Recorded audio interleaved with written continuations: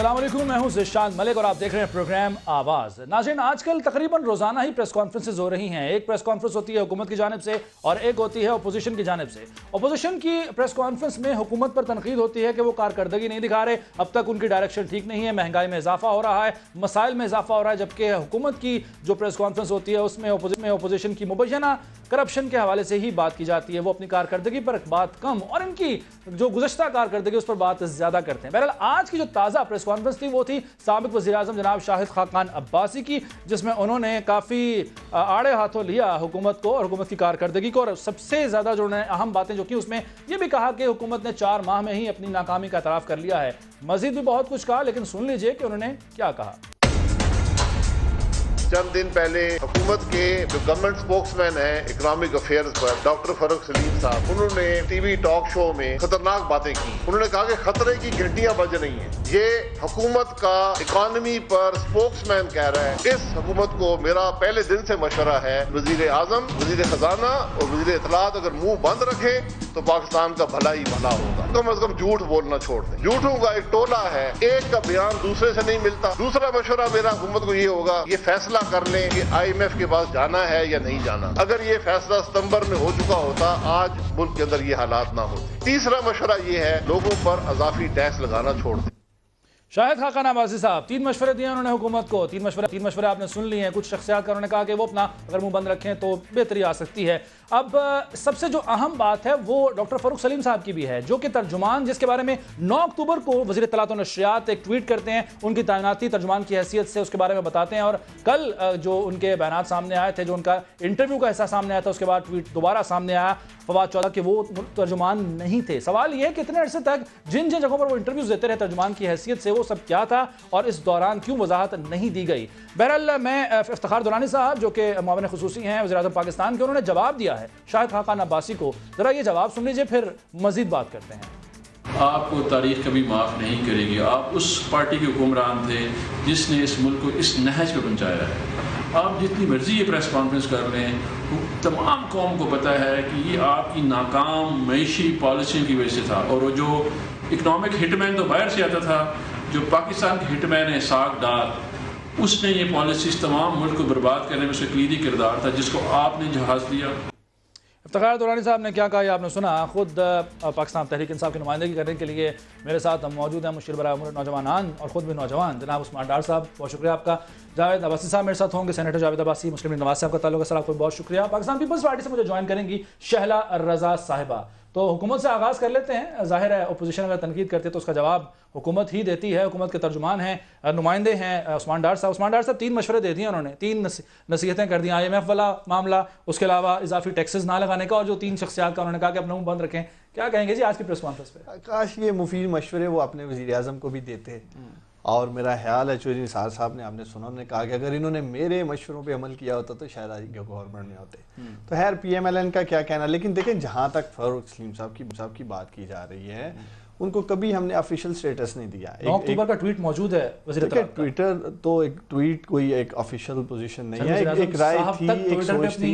देखें वो ट्वीट ठीक है, लेकिन कोई ऐसा नोटिफिकेशन तो नहीं उनको किया गया। एक राय ज़रूर थी, एक सोच ज़रूर थी कि इनको स्पोक्स पर्सन बनाया जाएगा। लेकिन वो जो मैं समझता हूँ उन्होंने बात की अपनी एक ज़ाती हैसियत से, उन्होंने एक पॉइंट ऑफ व्यू अपना दिया है, जैसे अपोजिशन देती है। आप देखते हैं आए रोज़ हमारे ऊपर कड़ी तनकीद हो रही होती है, आप भी करते हैं, तो इसी तरह उन्होंने भी इकोनॉमी को लेके कर दिया। लेकिन ये कहना कि शायद उन्होंने उस मतलब एक ऐसी शख्सियत जो हर जगह पेर होते हैं तर्जुमान की हैसियत से, जहाँ जहाँ इंटरव्यूज चले हैं इस दौरान, इस पीरियड में आप देख लें तर्जुमान उनका लिखा हुआ आता है और इसी हैसियत से वो बात करते हैं। आप ये कह रहे हैं कि उस दौरान आप लोगों को बिल्कुल ये पता नहीं चला कि एक बंदा तर्जुमान इस्तेमाल कर रहा है अपने लिए। तो फिर ये कहूँगा ना, मीडिया को देखना चाहिए था कि इनका नोटिफिकेशन भी हुआ है कि नहीं, हम नीचे लिख रहे हैं तर्जुमान है।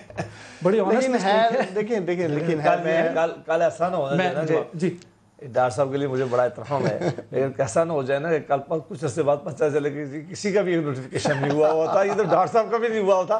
ये काम कौन चेक करता है? आपका नोटिफिकेशन इनका ख्याल आपको नहीं, मैं इनका जाती नहीं। देखिए फारूक सलीम साहब मेरा दोस्त है, डार साहब मेरे बहुत अच्छा दोस्त है। मैंने उनको कई मौकों पर कहा कि डॉक्टर साहब आपने सबसे बड़ी जिंदगी की गलती की है कि इनके स्पोक्समैन, ये उस किश्ती में आप बैठ गए जो डूब रही थी, चलो वो बुन गए, اس نے بہت اچھی طرح ان کو ڈیفینڈ کیا بہت ساری جگہ پہ. آپ کشتی کا سراغ بھرنے کی کوشش کی انہوں نے بہت زیادہ کیا.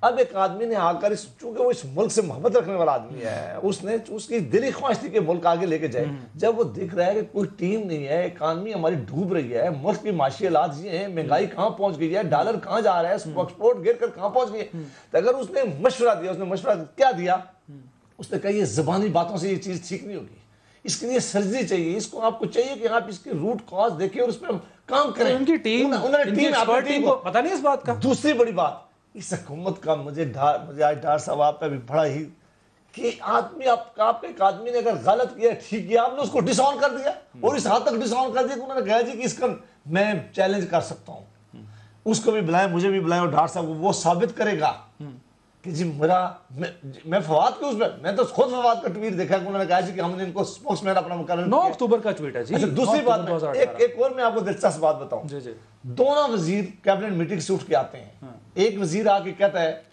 پریس کانفرنس کرتا ہے فواد صاحب کے, پرائم منسٹر نے بہت زیادہ غصے کا اظہار کیا, انہوں نے کہا میرے وزراء کے ساتھ ایسا نہیں ہو سکتا جو چیئرمین سینٹ اور سینٹ کے معاملے میں ہوا. ٹھیک ہے, اور انہوں نے کسی کو کیا ضرورت ہے, چیئرمین نے کہا علی محمد خان صاحب آئے اسی شام, سر کانفلکٹ تو ہے, یہ بات صحیح ہے. انہوں نے کہا کہ یہ علی محمد خان صاحب کی اس سٹیٹمنٹ کچھ اور تھی, سرے سے ہوئی ٹھیک ہے, یہ کانفلکٹ دو وزراء کہہ رہے ہیں, ہم کس کی بات مانیں, کیا تضاد آ جاتے ہیں بیچ میں. ابھی اس کا مطلب ہے کہ نیکسٹ ٹائم ہم سیریس نہ لیں وزیر اطلاعات کی ٹویٹس کو, کوئی وہ بات کرتے ہیں. دیکھیں وہ تو بہت ساری ٹویٹس کرتے ہیں, ان کو آپ سیریس نہیں لیتے, پھر وہ کہتے ہیں جنہوں نے چور کہہ دیا, انہوں نے کہتے ہیں ڈاکو کہہ دیا, جب وہ چور ڈاکو کہتے ہیں تب وہ کہتے ہیں جی یہ کیا کہہ رہے ہیں. دیکھیں بعد میں ان کی سٹیٹمنٹ کو کہہ رہا ہوں, انہوں نے ایک ذاتی حیثیت میں جو بھی کامنٹ کیا ہے, جو بھی سٹیٹمنٹ دی ہے, وہ ان کا حق ہے, انہوں نے بات کر دی ہے اکانومی کو لے کے. غلط بات کی انہوں نے. دیکھیں یہ تو آنے والا وقت طے کرے گا جب پاکستان تحریک انصاف کی گورنمنٹ اپنے اکنامک ریفارمز اور پالیسیز کو لے کے انشاءاللہ تعالیٰ معیشت میں بہتری لے کے آئے گی. لیکن تقریباً ہو گئے, دیکھیں پھر بھی جتنی بدحالی میں یہ معیشت ہمیں ملی, اور یہ ٹھیک ہے اس بات میں آج یہ بات کرتے نا تو یہ جائز تھی. اب 5 مہینے ہو گئے, آپ اس کو چھوڑ دیجیے, آگے چلیے. آپ لوگوں کی ڈائریکشن کیا ہے؟ دیکھیں ہم ہر چیز کو ذہن ٹھیک کرنے کی کوشش کریں. کیا کرنٹ اکاؤنٹ ڈیفیسٹ پہ قابو نہیں پا رہے ہیں, کیا انہی کا ہی توفہ مہنگائی کی شرح 8% تک نہیں, لیکن آپ ان کے گروتھ میری بات ایک کام کرنا ذیشان, آپ پیپلز پارٹی کے بھی فرسٹ 100 ڈیز کی لے آئیں, انفلیشن لے آئیں, ان کی بھی لے آئیں, اور ہماری بھی لے آئیں, پھر موازنہ کر لیتے ہیں. پیپلز پارٹی کے ساتھ موجود ہے. شہلا صاحب, ایک تو ڈاکٹر فاروق سلیم صاحب کے بارے میں جو وضاحت دے رہے ہیں, جو بات کر رہے ہیں کہ وہ آفیشیلی اسپوکس پرسن نہیں تھے ٹویٹر کو, کیا آپ جو کیا گیا ٹویٹ کیا گیا اس کو آپ بھی ایسے سمجھتے ہیں بس ان کی اپنی ذاتی رائے تھی؟ اور دوسرا یہ جو کہہ رہے ہیں کہ 100 ڈیز کی فرسٹ جو آپ لوگوں کی کارکردگی رہی تھی, ذرا اس پہ روشنی ڈال لیں. دیکھیے, جب آپ آفس بیئرر ہی نہیں, آپ باقاعدہ ایک وزیر ہیں, تو آپ کی ذاتی رائے نہیں ہے, یا تو آپ کسی آرگنائزیشن میں نہیں ہیں, یا آپ کچھ اس طرح سے نہیں ہیں. آپ اس طرح کیسے کہہ سکتے ہیں کہ ذاتی رائے ہے؟ اور دوسری بات یہ کہ یہ آپ کے وزیر اعظم کے مشیر تھے, جو بھی تھے, کوئی ڈیسکون کے ہیڈ تو نہیں تھے کہ آپ کہیں کہ اب وہ نہیں ہے, ان کا بیٹا ہے. آپ کے بیانات ہیں اس پہ, آپ کیسے اس طرح کی بات کر سکتے ہیں؟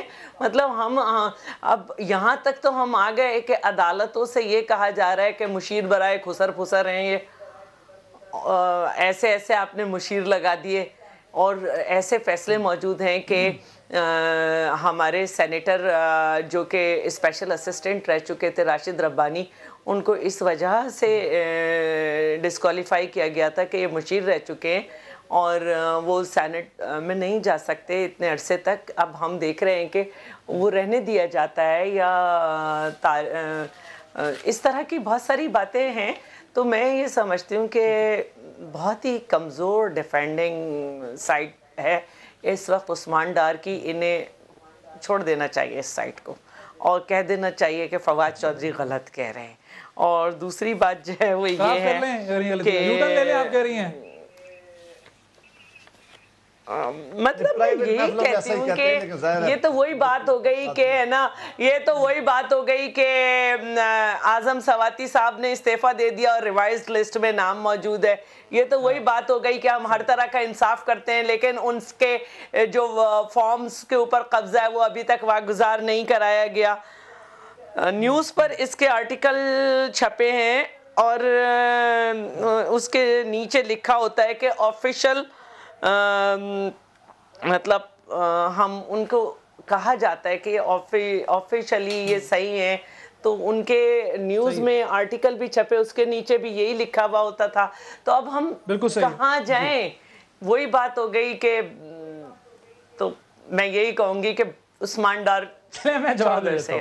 مان لیں جی غلطی ہوگی، چلیں کوئی بات نہیں، انہوں نے کوئی غلط بات بھی نہیں کی، اچھی بات کی، آپ کے فائدے کی بات کی ہے، کوئی بات نہیں. وہ تو آپ کو پہلے کہا ہے، ہم تو جتنی کرٹیسزم ہے ان کی بھی ماشاءاللہ سنتے ہیں، ان کی بھی سن رہے ہیں، لیکن مجھے حیرانگی ہو رہی ہے کہ کس طرح سے دیکھیں مجھے تو حیرانگی ہے کہ شیلا رضا صاحبہ کیسے کہہ سکتی ہیں کہ ڈیسکن کے معاملے میں کانفلکٹ آف انٹرسٹ ہوا ہے. نہیں ہے جب دیکھیں یہ پروجیکٹ جو ہے اس کی بڈنگ کا پروسیس پھر سبمیشن جو ہے وہ تو ہماری گورنمنٹ میں آنے سے پہلے کی کمپلیٹ ہو چکی ہے. ڈیسکن دیکھیں عالمی شہرت کا حامل ایک ادارہ ہے، ان کی ایک کریڈیبلٹی ہے. اس کے بعد اگر یہ سمجھتے ہیں کہ کہیں بھی رولز کی خلاف ورزی ہوئی ہے تو یہ جائیں عدالتیں. ہوتا کیا ہے کانفلکٹ آف انٹرسٹ؟ یہ ہے کہ انہی کے سابق وزیر خارجہ جو ملک کے وزیر خارجہ تھے اور دبئی میں کاما رکھ کے وہاں سے 50,000 درہم لے رہے تھے ڈائریکٹ اپنے اکاؤنٹ میں. اچھا. جو کہ وہ فل ٹائم امپلائی تھے وہاں خود. اسی طرح احسن اقبال صاحب وہ بھی سعودی عربیہ میں کاما رکھ کے وہاں سے لے رہے تھے. اسی طرح ان کے وزیر اعظم سن تو لینا ذرا، پوری ایک لسٹ ہے. اور ماشاءاللہ واسی صاحب کی تو پوری government he conflict of interest پہ چل رہی تھی نا. اور جواب ہمارا دے رہے ہیں وزیر اعظم. دیکھیں نا میں آپ بتانا، انہوں نے پوچھے سے پوچھا نا کانفلکٹ آف انٹرسٹ کیا ہے نا. یہ دیکھیں یہ خود رہتے ہوئے جب ڈائریکٹ اپنی ذات کو فائدہ پہنچا رہے ہیں نا. یہاں تو رزاق داؤد صاحب کا انڈائریکٹلی کانٹیکٹ ہے جی، وہ ان کے بیٹوں کی کمپنی ہے، خود تو وہ ریزائن کر چکے تھے. ڈائریکٹلی تو وہ بیٹوں کی کمپنی کیسے کہہ سکتے ہیں آپ؟ یہ نواز شریف صاحب تو وہاں باقاعدہ سیلری لے رہے تھے جناب. نہیں سیلری پہلے نہیں لے رہے تھے، اس وجہ سے ان کو وہ وڈرا نہیں کر رہے تھے. کہہ رہے تھے جی میں نے کہا مجھے ضرورت نہیں ہے، لیکن وہ وہاں اقامہ لے کے باقاعدہ رجسٹر تھے، امپلائی لسٹ میں تھے، ان کا باقاعدہ نمبر لکھا ہوا تھا. مارکیٹنگ مینیجر تھے ذیشان صاحب. کیا ہو گیا آپ بادام کھائیں، یادداشت کو تازہ کریں. اچھا میں آپ کی یادداشت تازہ کرتا ہوں. چلیں یادداشت کی بات ہو رہی ہے. عمران خان صاحب چیئرمین تھے اور اب وزیر اعظم پاکستان ہیں، کیا کہا تھا انہوں نے کانفرنس کے بارے میں؟ ذرا سن لیتے ہیں. یادداشت میں اپنی بھی تازہ کرتا ہوں اور ڈاکٹر صاحب کی بھی. پاکستان میں کانفلکٹ آف انٹرسٹ کا قانون لانے لگے ہیں. کوئی بھی حکومت میں بیٹھ کے اپنی ذاتی بزنس کو فائدہ نہیں پہنچا سکے گا، بزنس مین نہیں بن سکے گا. سر یادداشت تازہ ہو گئی. حکومت میں بیٹھ کے آپ کا شکر گزار ہوں، آپ نے یہ کلپ چلا دیا ہے، آپ نے میرے دل کی بات سنا دی ہے میرے لیڈر عمران خان کی. دیکھیں 71 سالوں میں 25 30 35 سال یہ رہے ہیں، شیلا رضا صاحبہ کی جماعت رہی ہے، کوئی حکومت بھی کانفلکٹ آف انٹرسٹ کا قانون نہیں لا سکی. خواجہ آصف صاحب بھی جو بچ گئے سپریم کورٹ آف پاکستان سے، وہ اسی لیے بچ گئے کہ یہ فرسٹ امپریشن کیس تھا. اس سے پہلے عدالتوں میں یہ کیس نہیں گئے کہ یہ ڈائریکٹ کانفلکٹ آف انٹرسٹ کا کیس تھا اس وقت فارن منسٹر کا. اور عمران خان صاحب جو بھی بات کر رہے ہیں، ہماری گورنمنٹ انشاءاللہ تعالیٰ اس پہ قانون سازی کر رہی ہے.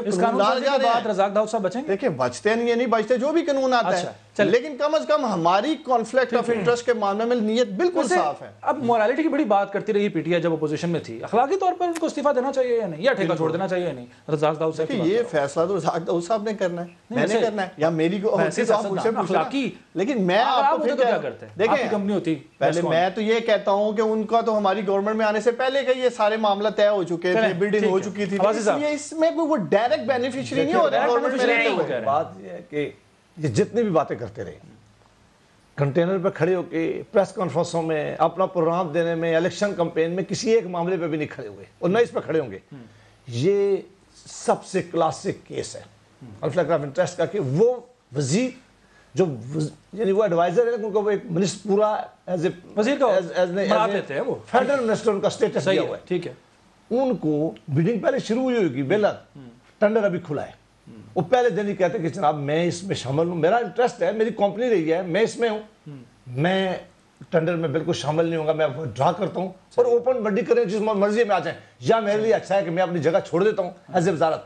انہوں نے جب سوال ان سے پوچھنے تو جواب ہمارے دیتے. کوئی خواجہ صاحب کا یہ کیس نہیں دیا تھا، ان کا گیا تھا، انہوں نے مس ڈکلیریشن کا کیس لے کے گئے. صحیح ہے. انہوں نے ثابت کیا کہ یہ میری ساری چیزیں ڈکلیئر ہیں، یہ میں نے کہی ہوئی ہیں، یہ سامنے سپریم کورٹ آف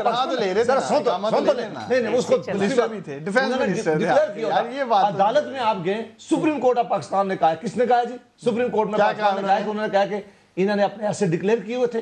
کوئی ایسا کام انہوں نے نہیں بات ایسٹ کی نہیں ہو رہی ہے, بات کانفلکٹ آف انٹرسٹ کی ہو رہی ہے. کیسے سٹنگ وزیر فارن کمپنی اس کو کنٹرول کر رہی تھی, دیکھیں فارن کمپنی کنٹرول کر رہی تھی. رزاق داؤد صاحب نے منسٹری لینے سے پہلے وزیر اعظم کو اعتماد میں لیا, انہوں نے تمام چیزیں بتا دی جی کہ یہ بلڈنگ پروسیس ہے. مجھے غلط صحیح سب کچھ کیا, میری ایک بات کمپلیٹ. مقصد سر دیکھنا کیا وہ انفلوئنس نہیں ہو سکتے کمپنی کے حوالے سے؟ ظاہر ان کے صاحبزادوں کی ہے, ایک صاحبزادہ ان کے سی ای او ہیں, ایک چیئرمین ہے, ان کا نشان ہم یہ بات کر سکتے ہیں کہ کہاں رولز کی خلاف ورزی ہوئی ہے, کہاں ڈائریکٹ اس سے بڑی اور کیا جتنی کانفلکٹ آف انٹرسٹ کی میں نے آپ کے سامنے جو ایگزامپلز رکھی ہیں باسی صاحب کی جماعت کی, جتنی کانفلکٹ آف انٹرسٹ کی دجیاں انہوں نے اڑائی ہیں. سر آپ نے رمضان شوگر مل کس کی ہے؟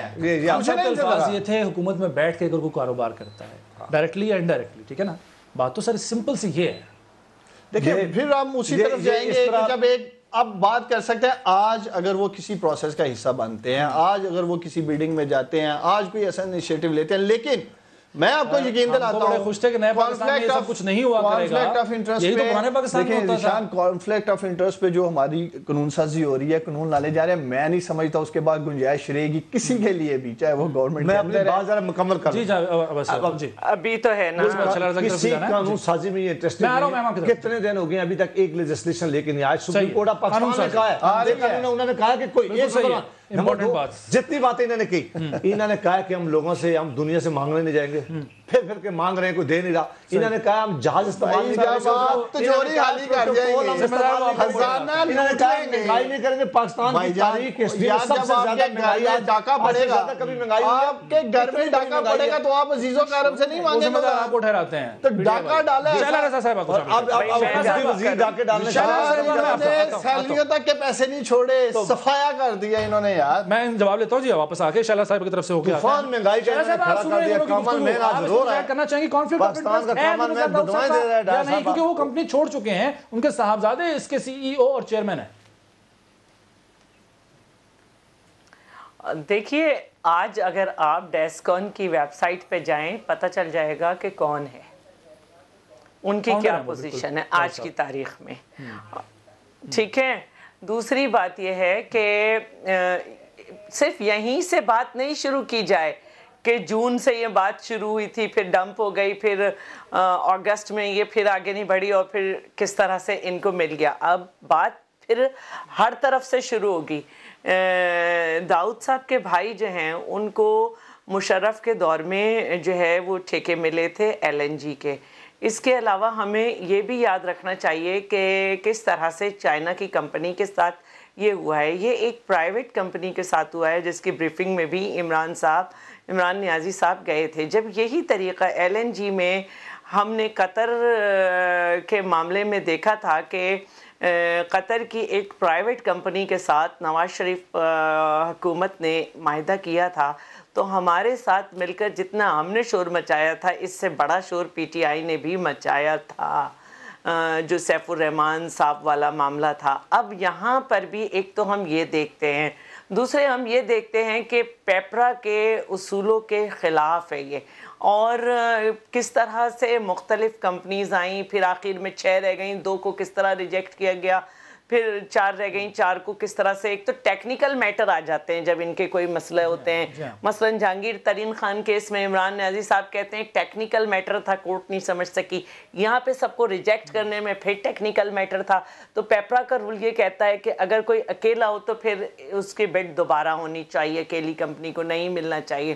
تو میں یہ سمجھتی ہوں کہ یہاں پہ بڑے مسائل آ چکے ہیں, اور پہلے بھی ان کے داؤد صاحب کے بھائی کا اسکیمز ہیں موجود بڑے مشرف کے دور کے, اور اب اس کمپنی کا اس طرح سے. تو میں سمجھتی ہوں کہ آنسریبل ہونا چاہیے, اکاؤنٹیبلٹی ہونی چاہیے, اکاؤنٹیبل ہیں گے اس کے. ٹھیک ہے جی, اکاؤنٹیبل ہیں آپ. اور جو دوسری کمپنی کی بات کریں کنسورشیم ایف ڈبلیو او, اینڈرٹس ہائیڈرو اور پاور چائنا کا, جن کو ٹیکنیکلی ڈسکوالیفائی کیا گیا, اور باقی بچی کمپنی داؤد صاحب کی اور جو چائنا کی کمپنی کے ساتھ اشتراک ہے. دیکھیں میں پھر شان آپ کو اس بات کا یقین دلا رہا ہوں، ایک تو جو کانفلکٹ آف انٹرسٹ کا ایشو ہے وہ تو ایک قانون سازی کی ضرورت تھی جس پہ ہم کر رہے ہیں. کب ہوگی سر قانون سازی؟ دوسرا رزاق داؤد صاحب دیکھیں وہ ابھی اس وقت تک یہ کام تو ہو جائے گا نا. پچھلے 40 سال میں نہیں کر سکے، ہم سے 4 ماہ ایک قانون بھی نہیں لائے نا، ایک بھی نہیں لائے. آ رہا ہے نا، ہم تو برے لوگ ہیں نا. کرپشن نظر آئے ایسے پارلیمنٹ میں آگے نہیں بیٹھ رہے. آپ دیکھتے نہیں فوراً اٹھ کے نکل قانون ایسے آ رہے ہیں کہ پھر یہ بیٹھیں گے ہی نہیں، یہ دیکھیں بابا آ رہے ہیں، فکر نہیں کریں. آپ سپورٹ کریں گے قانون سازی؟ لے لیں ان سے کہ دیکھیں تو صحیح نا کہ کیا لاتے ہیں، یہ دیکھیں گے کہ کیا اچھا کوئی چیز لائے تو ضرور سپورٹ کریں گے. نہیں اچھا ہی آئے گا. قانون ہم عوام کے لیے لے کے آئیں گے، ان اشرفیہ کے لیے نہیں لے کے آئیں گے، عوام کے لیے. آ رہا ہے قانون آتا ہے سب کے لیے. ابھی تک سب کچھ تیار ہو آ رہا ہے. جی جی شعلہ صاحب کچھ ایڈ کرنا چاہ رہی ہیں. جی شعلہ صاحب. دیکھیے قانون ہوتا ہی وہ بیلنس ہے جو تمام لوگوں کو پراپرلی جو ہے وہ پروٹیکٹ کرتا ہو ایکولی. ادروائز وہ پھر اس ٹائپ کے ہوتے ہیں جیسے ہم نیب پہ بات کرتے ہیں کہ آئین پاکستان سے متصادم قانون ہے. میرا کہنا یہ ہے کہ 4 مہینے میں اب تک رولز آف بزنس میں یہ کون سی لیجسلیشن لے کر آئے ہیں، اور جب آپ سارے کام کر گزریں گے پھر ہمیں پتہ چلتا ہے کہ جی یہ تو مشیر ہی نہیں ہے، یہ تو اب اس کے ہیڈ ہی نہیں ہے، تو یہ کام کرنے کے بعد کیوں پتہ چلتا ہے؟ تو بہتر یہ ہے کہ قانون لانے سے پہلے بھی ہمیں سب آپ کی پالیسی قانون سازی کے حوالے سے بات کر لیتے ہیں. ٹھیک ہے، ایک بریک کا وقت تو ہے میم، واپس آ کے عثمان ڈار صاحب سے اس کا جواب لوں گا. ایک بریک کے بعد ناظرین پروگرام میں دوبارہ حاضر ہوتے ہیں.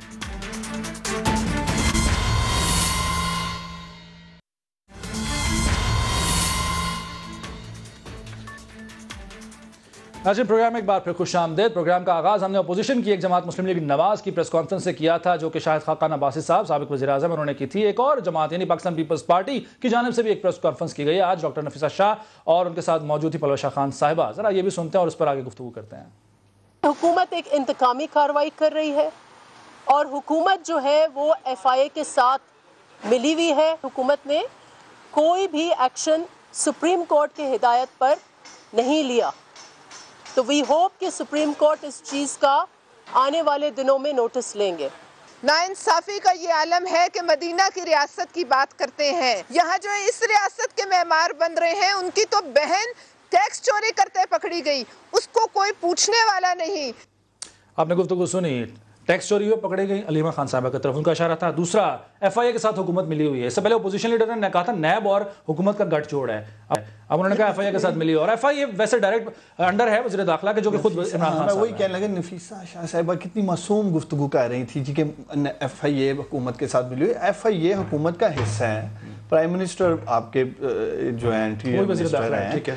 اور دوسرا یہ جو عوام کو گمراہ کر رہے ہیں، سپریم کورٹ آف پاکستان نے ہمیں ڈائریکشن دی ہے کہ آپ یہ جو 172 لوگوں کی لسٹ ہے اس کو ریویو کریں. انہوں نے یہ نہیں کہا کہ تمام لوگوں کے نام نکال دیں. جو انہوں نے ہمیں آرڈر کیا، ہم نے پہلے بھی سپریم کورٹ کے فیصلوں کا احترام کیا ہے، ہم نے ایک ریویو کمیٹی بنا دی ہے. دیکھیں ماضی کی مثالیں آپ کے سامنے ہیں. اسحاق ڈار صاحب، عباسی صاحب، آپ بتائیں قوم سننا چاہتی ہے جس پروٹوکول کے ساتھ انہوں نے حقان عباسی صاحب بڑی بڑھ چڑھ کے اس میں ٹوکنا چاہوں گا. آج شاہد خاقان عباسی صاحب نے چیلنج کیا ہے، انہوں نے کہا کہ اگر میں اس میں ملوث تھا ایک مقدمہ دائر کریں، رپورٹ دائر کریں، مجھے اس میں فریق بنے، مدعی بنے خود فواد چودھری صاحب. لیکن انہوں نے یہ بھی کہا ہے کہ اگر غلط ثابت ہو فواد چودھری صاحب کو جیل ہو. یہ آج انہوں نے پریس کانفرنس کیا ملوث نہیں تھے، یہ انہوں نے چیلنج کیا. ریکارڈ کا حصہ ہے، میڈیا پہ آپ کے پاس ہے، تمام ثبوت موجود ہیں کہ وہ کس کے پلین میں بیٹھ کے گئے، کیسے گئے، کون ان کو بھیجنے والے تھے، کس کی ذمہ داری ہے ای سی ایل پہ نام ڈالنے کی. ہماری ذمہ داری تھی گورنمنٹ کی، ہم نے 172 لوگوں کے نام ڈال دیے. ہم سمجھتے تھے جتنے سنگین انکشافات ہیں نہیں ہوئی تھی، آپ لوگوں نے ان کی درخواست پر جو انچارج ہیں اس پہ آپ نے نام ڈال دیا. ٹھیک ہے، وہ ہماری حکومت کی ذمہ داری تھی. ہم کیا کرتے، اسحاق ڈار صاحب کو کون لائے گا نا، عباسی صاحب لائیں، میں ٹکٹ لے کے دیتا ہوں اپنی ذاتی جیب سے، ان کو ٹکٹ لے کے دیتا ہوں، جائیں ان کو لے کے آئیں، کم از کم قوم کے ٹیکس کے پیسے کی ریکوری تو ہو نا. مقصد یہ ہے کہ اب اسحاق ڈار کو ڈھونڈ رہے ہیں، ہم مل نہیں رہے، اسی طرح ہو گیا، کیا کریں گے. ٹھیک ہے، پرسوں میں سے پرسوں وزیر اطلاعات جو سابق ہیں مریم اورنگزیب صاحبہ، انہوں نے کچھ کہا ہے کہ آنا چاہیے، ان کو جواب دینا چاہیے. میں یہ کہتا ہوں کہ 2 باتیں آپ ذرا ان کی نوٹ کر لیں. ایک عمران خان صاحب نے ایک انٹرویو میں کہا کہ جب پاناما کا چل رہا تھا تو انہوں نے کہا کہ مجھے اتنے بڑے پیسے آفر ہوئے تھے. آپ کو پتا ہے کہ کتنے پیسے آفر ہوئے تھے؟ ہم نے پوچھا کہ آپ کو کس نے آفر کیے تھے؟ کوئی جواب نہیں. رات کے ان کے ایک وزیر میرے ساتھ ایک پروگرام میں بیٹھے ہوئے تھے, انہوں نے ایک پروگرام میں کہا, اور میں ڈار صاحب کو کہوں گا کہ ان کے آج ایک اور وزیر کو بھی میں نے کہا ہے, انہوں نے کہا ہے کہ 2000 ارب روپیہ ہمیں پتہ ہے کہ یہ جماعتوں نے بائے رکھا ہوتا ہوں واپس دیں. کتنا؟ 2000 ارب. 2000. وہ آپ کا پروگرام تھا, میں تھا ایکسپریس پہ کامران کے ساتھ. اچھا, میں نے کامران کو سوال کیا کہ ان کو دوبارہ پوچھو کہ یہ شاید انہیں غلطی لگی ہو. اس نے کہا نہیں 2000 ارب. اس نے ان کو کہا کہ یہ تو پاکستان دنیا کی کسی کیلکولیٹر میں نہیں آتا. میں نے کہا آپ 8 ارب کے لیے 8 ارب ڈالر کے لیے دنیا کو مانگ رہے ہیں, آپ 2000 ارب ڈالر ذرا سن تو لیں. وہ وزیر گنڈا پور صاحب ہیں, پران کامران کے پوچھ رہے ہیں. میں نے کہا جی ان کو میں جواب نہیں دے سکتا, ویسا جواب دے سکتے. ان کے ایک وزیر یہ نہیں تھے, ایک وزیر تھے جنہوں نے کہا کہ جوں ہماری حکومت آئے گی 200 ارب باہر پڑا ہوا نکال لیں. سن تو لیں, ان کی باتوں کا تو دنیا میں کوئی جواب نہیں دے سکتا. ایکوزیشن کرنا ہے, جہاں تک ڈار صاحب کی بات ہے, ڈار صاحب باہر تھے اس ماحول میں, ان کے خلاف جو کیسز کھول دیے گئے, جس طرح ان کے خلاف ابھی تک بتایا نا کہ ڈار صاحب کے خلاف کیا کیس کیا ہے. سر آپ کو عدالتوں میں اعتماد ہے نا, واپس آ کے بہت لیں. ضرور انہیں ایک دن آنا ہوگا. نواز شریف صاحب بھی تو آئے نا آخر اپنی صاحبزادی کے ساتھ, آنا ہوگا وہ فیصلہ, اور اس کو اپریشیٹ کرتے ہیں. میرا خیال یہ بھی کریں گے کہ انہوں نے فیس کیا. میں ڈیفینڈ نہیں کہا, اسحاق ڈار صاحب کو اس وقت اسپتال میں فوراً داخل ہونا پڑا. اب ٹھیک ہیں وہ الحمدللہ خیریت سے ہیں, لیکن ان کے خلاف چونکہ ایک ایسا ماحول ہو گیا, انہیں ابسکنڈر ڈکلیئر کر دیا گیا, ان کی بیل کینسل ہو گئی, وہ سینیٹر منتخب ہو گئے, کورٹ نے روک دیا کہ انہیں فیس کریں نا, کہ اپنا وہ کلیئر کر لیں نا.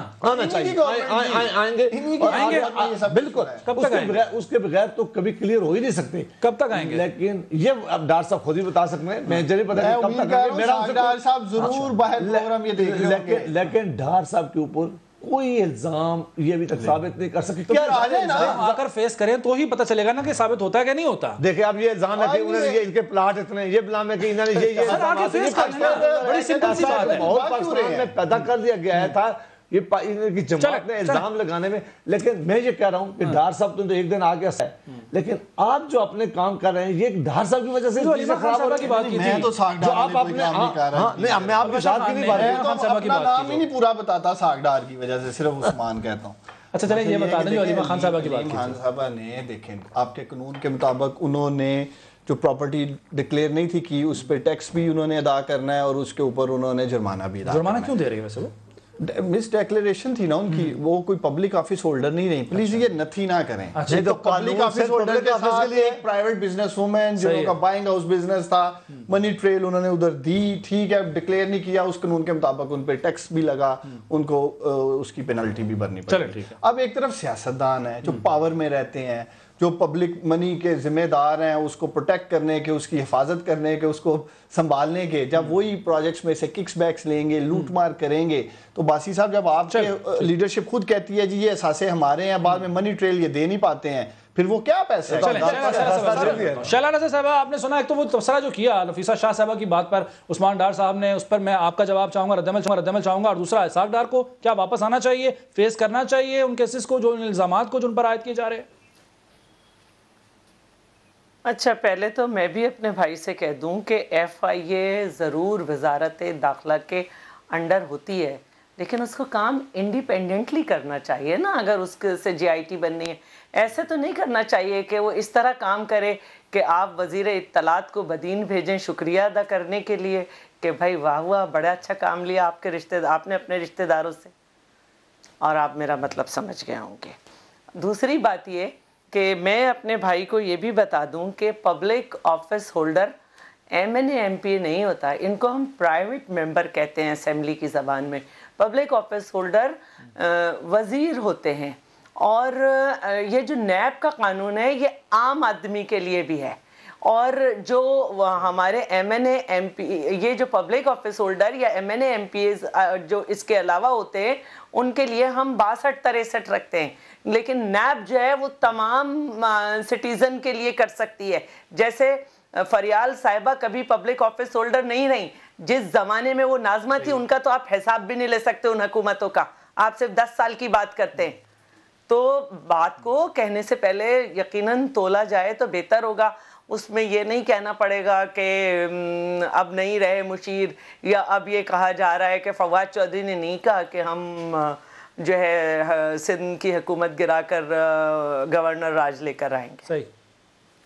صحیح. اور سابق جو وزیر خزانہ ہیں اسحاق ڈار صاحب، ان کی واپسی کے حوالے سے آپ کے کیا ویوز ہیں؟ ان کو واپس آنا چاہیے، فیس کرنا چاہیے؟ جب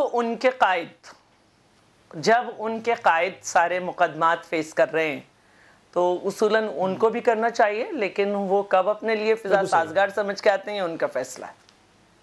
صحیح ہے. ڈاکٹر صاحب، ایک تو وہ فریال تارپور صاحبہ کے بارے میں انہوں نے کہا انہوں نے کبھی پبلک آفس ہولڈ نہیں کیا، لیکن ان کے نام آپ لوگ ECL میں ڈالتے ہوئے ذرا دیر نہیں لگاتے ہیں، اور نیب کے قوانین تو سب کے لیے برابر ہے، چاہے پبلک آفس ہولڈر ہو یا نہ ہو.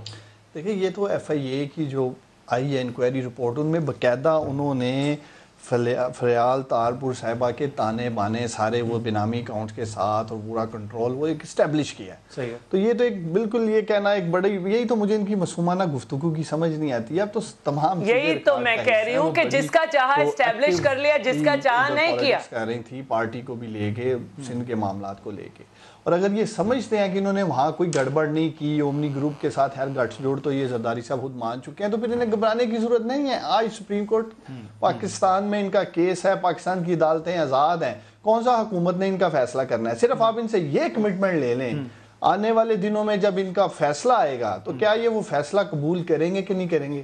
کیونکہ اکثر سپریم کورٹ سے جب فیصلے آتے ہیں پہلے یہ لوگ مٹھائیاں بانٹتے رہے ہیں عباسی صاحب، پھر آپ کو پتہ ہے انہی ججز کو یہ تنقید کا صاحب وہ فیصلہ تو چلے جب آئے گا ابھی GIT کی رپورٹ پر ہی آپ لوگوں نے ان کو قصوروار ٹھہرا دیا ہے. سٹیٹمنٹس دیکھیں، خرم شیر زمان صاحب ہو یا باقی رہنما ہوں، وہ ابھی سے ان کو قصوروار ٹھہراتے ہیں. دیکھیں ریویو کمیٹی میں جو ہم نے بھیجا کیس، ایک تو اس میں کوئی سیاسی شخصیت نہیں ہے، تمام کمپیٹنٹ آفیسرز ہیں، اور میرا یہ ماننا ہے کہ ان کو بریک بینی سے دیکھا جائے گا، اور جو لوگ سمجھیں گے ہم کہ واقعی ان کو ایک ریلیف ملنا چاہیے ان کے نام نکال دیے جائیں گے. ہم نے تو ایک حکومتی ذمہ داری پوری کی ہے. کاش اسحاق ڈار صاحب مفرور نہ ہوئے ہوتے، باغے نہ ہوتے، اور ایک دو ایگزامپلز ایسے ہیں، تو شاید ہمیں یہ نہ کرنا پڑتا. چلیں اچھا، میں نیب کے حوالے سے بات کرنا چاہوں گا، اس پہ جواب ضرور دے دیجیے گا. میں اس کا جواب دوں. جسٹس جاوید اقبال صاحب نے کہا کہ اپوزیشن اپنی مرضی سے آئندہ ہفتے میں کوئی دن طے کر لے. کن امور پر بات کریں؟ کیا یقین دہانیاں چاہتے ہیں آپ، یا کیا کن باتوں پر آپ چاہ رہے ہیں کہ کچھ تبدیلی آئے نیب کے اب تک کی جو کارروائیاں ہیں، ایکشنز ہیں، یا پھر قوانین میں بھی آپ کو تبدیلی چاہتے ہیں؟ دیکھیں اس کا میں آتا ہوں، میں ڈار صاحب بیٹھے ہوں تو ان سے ریکویسٹ کر لوں، یہ لوگوں نے آپ کو الیکٹ کیا تھا، ہمارے الیکشن میں سیریز ریزرویشن ہے، اس کے باوجود آپ کو حکومت ملی، آپ حکومت میں آپ وزیر بھی ہیں، پرائم منسٹر عمران خان صاحب ہیں. اس پاکستان کے لوگوں سے کیا بدلہ لے رہے؟ اس وقت جو مہنگائی کا طوفان آپ نے کھڑا کیا ہو، اس وقت یقین کریں کہ آپ اپنے حلقوں میں جائیں، میں آج سارا دن اپنے حلقے میں لے رہا ہوں، چھوٹے جن کے ہوٹلز ہیں یا ریسٹورنٹ ہیں یا جن کے تندور ہیں، لوگ اتنا زیادہ لوگ بے روزگار ہو رہے ہیں، لوگوں کے پاس کام نہیں ہے. دیکھیں نا، جس آدمی کا 4000 اس سردی میں بل آتا تھا، آج 15,000 بل آ رہا ہے. اب وہ کوئی آدمی کہاں سے افورڈ کر سکتا ہے؟ آپ نے لوگوں سے مدینہ کی ریاست کا وعدہ کیا تھا، لوگ ڈھونڈ رہے ہیں کہ وہ مدینہ کی ریاست قائم کرنے والے شہزادے کہاں گئے ہیں. آپ نے کہا تھا کہ ہم آئیں گے تو مہنگائی کمی کریں گے. پاکستان کی تاریخ میں سب سے بڑی مہنگائی آپ ہوئی ہے. 5 سال مسلم لیگ نون کی حکومت رہی ہے، 1 روپیہ ہم نے گیس کی پرائسز نہیں بڑھنے دیے. آپ اندازہ کر لیں کہ وہ کہتے ہیں آرٹیفیشلی آپ لوگوں نے روکا ہوا تھا. آپ لوگ 143% گیس کی قیمتیں، ذرا میری بات تو میری بات 143% انہوں نے قیمتیں گیس کی بڑھائی ہیں، بجلی کی قیمتیں بڑھائی ہیں. جو کہتے تھے کہ ہم یہاں آئیں گے تو 50 لاکھ گھر بنائیں گے، 1 کروڑ نوکریاں دیں گے، اس کے لیے ایک قدم انہوں نے اٹھایا. صرف پرائم منسٹر ہاؤس کی 5 بھینسیں بیچنے سے یہ ملک نہیں چل سکتا، اس ملک کی اکانومی نہیں ٹھیک ہو سکتی. وہ شاید اکان عباسی صاحب کو کہیں نا اخلاقی جرات کا مظاہرہ کریں، اکان عباسی صاحب کو کریں، پھر اس پہ پریس کانفرنس، بلکہ میں انہیں کہتا ہوں آئے مناظرہ کر لیں. وہی منسٹر تھے نا، ہاں آئے، شاید اکان عباسی صاحب کو مناظرے کا چیلنج کرتا ہوں، آئیں اپنی منسٹری پہ آگے بیٹھ کے ڈیبیٹ کر لیں. جو دودھ اور شہد کی ندیاں ذیشان یہ بہا کے گئے ہیں، گیس میں 150 ارب، بجلی میں 450 ارب، اوورآل 12-1300 ارب کا حساب. ایک دعویٰ دیا تھا، انہوں نے چیلنج کیا تھا مناظرے کا، وہ آپ لوگوں نے قبول نہیں کیا. ویسے شاہد خاقان سن رہے ہوں گے، ایک دفعہ نہیں آئیں گے. انہوں نے کتنے الزام لگائے تھے LNG، آج بھی ان کے پاس حکومت ہے نا، انہوں نے کہا تھا LNG میں بہت بڑا پیسہ کھا دیا گیا. یہ کنٹرکٹ ختم ہوئے، کیوں نہیں آپ رفض بات کرتے، کیوں نہیں کیسز کرتے؟ اگر یہ سمجھتے ہیں کہ گیس ہم نے گیس ضروری مہنگی کی ہے تو وہ آئیں، منسٹر صاحب آئیں، بتائیں. جماعت آپ لگاتے ہیں. میں 2 مثالیں میں ان کو اور دے دیتا ہوں. جو بات آپ قوم سے وعدہ کرتے ہیں، ہمیں چھوڑے، ہم برے تھے, ہمیں لوگوں نے ریجیکٹ کر دیا, ہم آج اقتدار میں نہیں ہیں. آپ کی پارٹی میں سارے وہ لوگ ہیں جو ولیوں کی اولاد ہیں, آپ اولیاء اللہ ہیں. آپ مہربانی کر کے اس ملک کے لوگوں سے کیا بدلہ لے رہے ہیں, ان کا خون کیوں نچوڑ رہے ہیں؟ اس ملک میں مہنگائی کر, آج پاکستان میں کوئی بزنس نہیں ہو رہا, بزنس مین یہاں کا ڈرا ہوا ہے. آج پاکستان کی سٹاک ایکسچینج کہاں پہنچ گئی, آپ دیکھ لیں. تاریخ میں ہماری سٹاک ایکسچینج اتنی نہیں گری جتنی اب گری ہوئی ہے.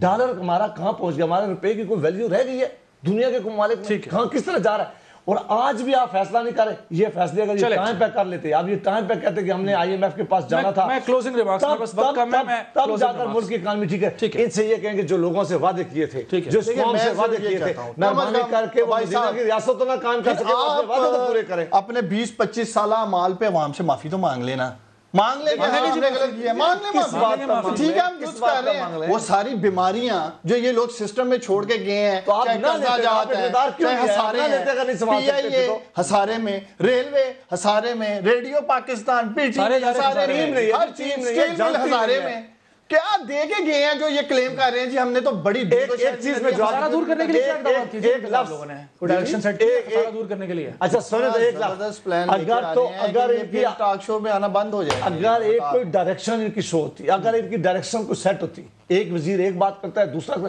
صرف پرائم منسٹر سے لے کر ہر وزیر صبح سے لے کر یہ ملک چوروں کا, یہ ملک ڈاکوؤں کا, یہ خود کنفیوز کر رہے ہیں, یہ بہت کنفیوزڈ ہیں. ٹیم کوئی ہے نہیں, ہوم ورک کوئی ہے نہیں, کہیں ان کو پتہ نہیں ہے. پہلی دفعہ لوگ آئے, سیکھنا چاہتے نہیں ہیں, اب بھی ان کے وقت ہے. جس طرح شاہد خاقان صاحب نے آج بہت اچھا مشورہ دیا, منہ بند کر کے کچھ اچھے لوگوں سے یہ سیکھیں, اس ملک کو آگے لے کے چلیں. یہ مشورہ نواشی صاحب کو دیتے نا, یہ ہیں وہ ذرائع حضور. فائنل کمنٹس شہناز صاحب, فائنل کمنٹس, وقت بہت کم ہے, فائنل کمنٹس آپ کے. میں یہ کہوں گی کہ ہم نے جو بیماری کی دی تھی, آپ نے الیکشن کیمپین میں یہ وعدہ کیا تھا کہ آپ وہ ڈاکٹر ہیں جن کے پاس ان بیماریوں کا علاج ہے, لیکن جیتنے کے بعد آپ کہہ رہے ہیں ہم کیا کریں, یہ بیماریاں ہی ایسی, ہم کچھ نہیں کر سکتے, ابھی ہمیں نئی دوا ایجاد کرنے میں کافی وقت لگے گا. تو مریض عوام تو مر جائے گی نا, آپ نئی دوا کیوں نہیں لے کر آئے؟ صحیح ہے, بالکل ٹھیک ہے. ٹھیک ہے, شیلا رضا صاحبہ کینسر کا علاج کر رہے ہیں, یہ بال شال سارے جڑ رہے ہیں, اس لیے یہ ساری عوام کو گنجا کر دیا آپ نے. کینسر کا علاج اگر دوا نہیں تھی, آپ نے جھوٹ ہو گیا. اللہ کرے ایک بھائی الیکشن آ جائے پاکستان میں. حکومت پاکستان کو بہرحال ایک بریک کا وقت ہوا, بریک کے بعد واپس آ کر جو پاکستان اور امریکہ کے تعلقات ہیں ان پر بات کریں گے بریک کے بعد.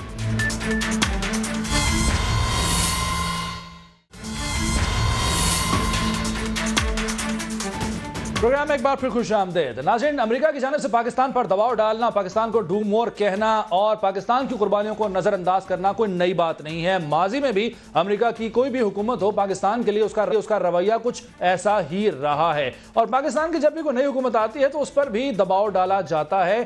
خود ڈونلڈ ٹرمپ جب صدر امریکہ بنے تو انہوں نے بھی 2018 کے آغاز میں پاکستان کے لیے کافی سخت ٹویٹس کی اور پاکستان کو ہی مورد الزام ٹھہرایا یہاں خطے میں اپنی ناکامی کو. لیکن اب کچھ برف پگھلی ہے, اب کچھ ٹرمپ کے تیور بدلے سے ہیں, ٹرمپ بدلے سے ہیں. ابھی حال ہی میں جو انہوں نے ٹویٹس کیا اور ایک انٹرویو بھی دیا, اس میں بھی پاکستان کے حوالے سے کچھ مختلف ہی بات کی ہے. میں اس سے پہلے کہ اس کی وجوہات پر بات کروں, آپ کو سنواتا ہوں کچھ حصہ کہ ڈونلڈ ٹرمپ کیا پاکستان کے بارے میں.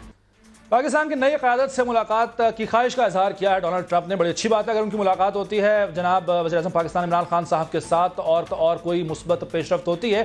میں اس سے پہلے کہ اس پر بات کروں, کچھ ہندوستان کے بارے میں, انڈیا کے بارے میں, مودی کے بارے میں بھی کچھ خیالات کا اظہار کیا ہے ڈونلڈ ٹرمپ نے. ذرا یہ بھی سن لیجئے.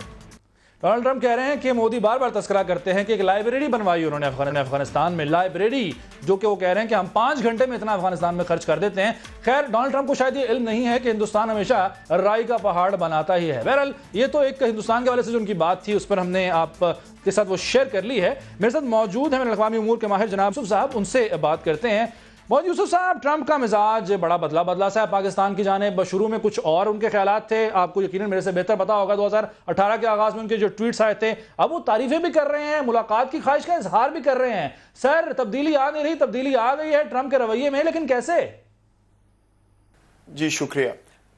دیکھیے, بنیادی فرق پچھلی 1 جنوری سن 2018 اور 2019 میں یہ ہے کہ افغانستان میں پولیٹیکل سیٹلمنٹ کا جو ایک سیاسی پس منظر میں بات چیت شروع ہوئی ہے, طالبان کو میز پر لانے کی بات ہو رہی ہے, اس میں کوئی خاطر خواہ پیش رفت بھی اب نظر آ رہی ہے جو پبلک رپورٹنگ ہو رہی ہے. یہ معاملہ بالکل نان ایگزسٹنٹ تھا آج سے 1 برس پہلے. ٹرمپ صاحب نے 21 اگست 2018 کو جب اپنی ساؤتھ ایشیا پالیسی اناؤنس کی تھی تو اس میں پاکستان کو تنقید کا نشانہ بنایا تھا, اور پالیسی ہی یہ تھی کہ پبلکلی پاکستان پہ پریشر ڈالا جائے, کیونکہ وہاں یہ رائے رکھی جاتی ہے کہ پاکستان جو کچھ طالبان کے خلاف کر سکتا تھا, طالبان پہ جو اپنا اثر و رسوخ استعمال کر سکتا تھا, وہ اس نے نہیں کیا. اور اس پس منظر میں آپ کو وہ ٹویٹ ملی. آج جو بات آپ کر رہے ہیں اس میں دیکھیے ابھی تک وہ پریشر تو قائم ہے, وہ یہ بات تو کر رہے ہیں کہ جو پیسے امداد ملی پاکستان کو وہ ضائع ہوئی, اس کا کوئی فائدہ نہیں ہوا. لیکن ساتھ یہ بات واضح ہو رہی ہے کہ پاکستان اور امریکہ اب مل کر دوبارہ افغانستان میں ایک سمجھوتے کی شکل نکالنے کی کوشش کر رہے ہیں. محمد صاحب لیکن سر یہ تضاد, یعنی ایک طرف پاکستان سے مدد مانگتے ہیں مذاکرات میں جو افغانستان, طالبان اور امریکہ کے درمیان ہونے ہیں, اور لیکن اس کے ساتھ ساتھ پاکستان کو بدامنی کا ذمہ دار بھی ٹھہراتے ہیں, تو یہ کھلا تضاد ہے. یہ اس تضاد کی کیا وجہ ہے؟ کیونکہ دباؤ کی پالیسی قائم ہے, کیونکہ باہمی بائی لیٹرل تعلق پاکستان امریکہ کا ابھی بھی ٹھیک نہیں ہوا, ابھی صرف افغانستان کی بات ہو رہی ہے. تو آپ کو یہ تنقید بھی ملے گی. امریکہ کے سسٹم میں بڑا ڈیپلی یہ بلیف رکھا جاتا ہے بدقسمتی سے کہ پاکستان نے وہ کچھ نہیں کیا جو وہ کر سکتا تھا.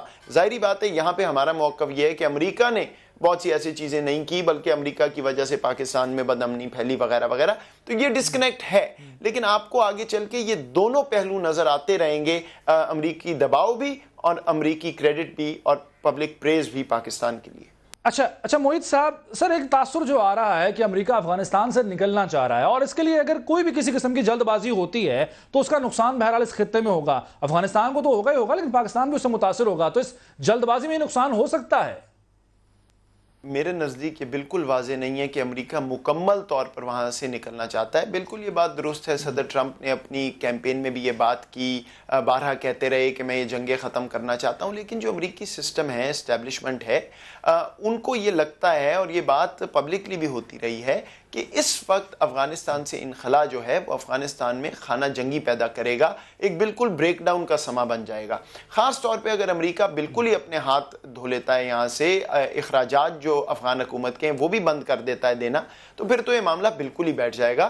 اور پاکستان کی ریاست کا یہ موقف رہا ہے کہ امریکہ کو انخلا ایک جلد بازی میں نہیں کرنا چاہیے, کوئی آرڈرلی وڈرال ہونا چاہیے. اب اس میں کمپلیکیشن یہ ہے کہ طالبان یہ کہتے ہیں کہ جب تک امریکہ یہ اناؤنس نہیں کرے گا کہ ہم یہاں سے مکمل طور پہ جا رہے ہیں, تب تک جو ہے وہ بات چیت کا سلسلہ آگے نہیں بڑھ سکتا. اور وہ اس لیے کہ طالبان کا جو فائٹر ہے, جو لڑ رہا ہے ان کے لیے, اس کو اگر یہ بات معلوم ہو کہ وہ امریکہ کو وہاں رہنے دینا چاہ رہی ہے ان کی لیڈرشپ, تو وہ تو سیل آؤٹ ہو جائے گا, ان کی ساری جو انسرجنسی ہے اس کا مومنٹم ٹوٹ جائے گا, تو وہ بھی اپنا موقف تبدیل نہیں کر سکتے. تو اس میں مجھے لگتا ہے کہ امریکہ اس سگنل ضرور کرے گا. ابھی بھی آپ نے دیکھا ایک سگنل آیا تھا کہ جی آدھی فوجیں نکال رہے ہیں, پھر اس کی تردید ہو گئی. تو یہ سگنل آتے رہیں گے, لیکن مجھے نہیں لگتا کوئی ایسا فیصلہ ہے کہ مکمل جلد بازی میں امریکہ یہاں سے نکلنا چاہ رہا ہے. امریکہ اگر نکلے گا بھی تو کوئی نہ کوئی سمجھوتا پہلے ہوگا, اس کی بیسس پہ امریکی انخلا ہوگا. لیکن یہ ابھی قبل از وقت ہے کہنا کہ امریکی فوجوں کی مستقبل میں کیا شکل نظر آئے گی ہمیں افغانستان. اچھا موحد صاحب, سر جو امن مذاکرات ہیں, افغانستان کی حکومت اس کا حصہ نہیں, اور طالبان بھی کمفرٹیبل نہیں ہے افغانستان کی حکومت کے ساتھ بات چیت کرنے میں, ان کے ساتھ مذاکرات کرنے میں. اشرف غنی صاحب ہیں, انہوں نے اہم عہدوں پر پاکستان کی جو مخالف لوگ ہیں ان کو لگا رکھا ہے. امراللہ صالح بھی پاکستان کی مخالفت کرتے رہتے ہیں, تو اس کو آپ کس طرح سے دیکھتے ہیں؟ امراللہ صالح صاحب وغیرہ جو اب لگے ہیں, بالکل یہ پاکستان کے مخالف سٹیٹمنٹس بھی دیتے رہے ہیں, ان کا ایک ٹریک ریکارڈ ہے, اور یہ طالبان سے نیگوشیشن بھی نہیں چاہتے. اس کا یہ مطلب نہیں ہے کہ غنی صاحب نے بالکل اپنے ہاتھ اٹھا لیے ہیں ایک پیس پروسیس سے, سمجھوتے سے. میرا خیال ہے یہ کچھ سگنلنگ ہے, اور کچھ یہ سیاسی طور پہ سگنلنگ ہے, کیونکہ آخر وہ صدارتی انتخابات کی بھی تیاری کر رہے ہیں, اور وہ ایسے دھڑے اپنے ساتھ چاہتے ہیں جن کی وجہ سے ان کو کوئی ووٹ بینک ملے گا. تو جو ناردرن الائنس کے کچھ دھڑے ہیں وہ امراللہ صالح صاحب وغیرہ ان کے ساتھ شاید ان کو مل جائیں. لیکن بہرحال ایک سگنل امریکہ کے لیے بھی ہے کہ اگر افغان حکومت کو بالکل باہر چھوڑا جائے گا تو وہ ایک پیچیدگی پیدا کر سکتے ہیں اس پروسیس میں. تو یہ اپنی ذرا قیمت بڑھا رہے ہیں اگر آپ اس کو اس طرح دیکھنا چاہتے ہیں. اچھا موحد صاحب, اکتوبر میں D G I S P R کا ایک بیان سامنے آیا تھا کہ امریکہ افغانستان میں مکمل امن تک رہے. تو پاکستان جو امریکہ کا انخلا ہوگا, امریکی افواج کا انخلا ہوگا, اس کے لیے پاکستان تیار ہے آپ کے خیال میں؟ جی نہیں، مجھے نہیں لگتا کہ پاکستان انخلا کے لیے تیار ہے. ظاہری بات ہے اس میں سوچ و بچار تو ہو رہی ہوگی، کو پلاننگ بھی ہوئی ہوگی فوج کے اندر، لیکن پاکستان کا موقف یہی رہا ہے کہ امریکہ فوری طور پہ نہ نکلے تو بہتر ہے. اور اس کی وجہ بنیادی یہ ہے کہ اگر امریکہ نکلتا ہے تو افغانستان میں ایک مکمل پراکسی وار شروع ہو جائے گی. پاکستان، ہندوستان، ایران، تمام ریجنل ممالک جو ہیں وہ اپنے اپنے دھڑوں کی سپورٹ کرنا شروع کر دیں گے، اپنے اپنے پارٹنرز کو استعمال کریں گے، جو کہ افغانستان کی بدقسمتی سے تاریخ رہی ہے. اور اس کا سب سے زیادہ نقصان پاکستان کو ہوگا، کیونکہ اگر خانہ جنگی ہوتی ہے تو فزیکل موومنٹ بھی پاکستان کی طرف، ریفیوجی موومنٹ بھی پہلے پاکستان کی طرف، اب بھی پاکستان کی طرف، چاہے جتنا برا بلا بھی پاکستان کو کہا جائے افغانستان میں، افغان شہری جو ہیں وہ پریفر کریں گے پاکستان آنا. پاکستان کی اپنے اندر کے حالات ہمیں معلوم ہے، اس سے کمپلیکیشنز بڑھیں گی. پھر اگر یہ جو ساری فینسنگ ہو رہی ہے بارڈر پہ، وہ معاملہ ہے اس لیے کہ یہ پیش رفت روکنی ہے، وہ بھی شاید جو ہے انڈرمائن ہو جائے گی. تو پاکستان کو بہت مسائل بڑھ جائیں گے ہمارے اگر افغانستان میں خانہ جنگی ہوئی. اور اس لیے پاکستان یہ کوشش کر رہا ہے کہ امریکہ کا انخلا نہ ہو. لیکن ٹھیک ہے محیط یوسف صاحب، افغانستان کا جو امن ہے وہ پاکستان کے ساتھ یقیناً جڑا ہوا ہے، اور یہاں سے افواج کا انخلا تو ہونا چاہیے، لیکن اس سے پہلے یہاں پہ ایک مستحکم حکومت کا قیام بھی عمل میں آنا چاہیے. محیط یوسف صاحب کی آپ نے گفتگو سنی. ناظرین، پروگرام کا وقت ختم ہو گیا ہے. اپنا فیڈ بیک آپ سوشل میڈیا پر دے سکتے ہیں. ذیشان ملک کو پروگرام آواز سے اجازت دیجیے. اللہ حافظ.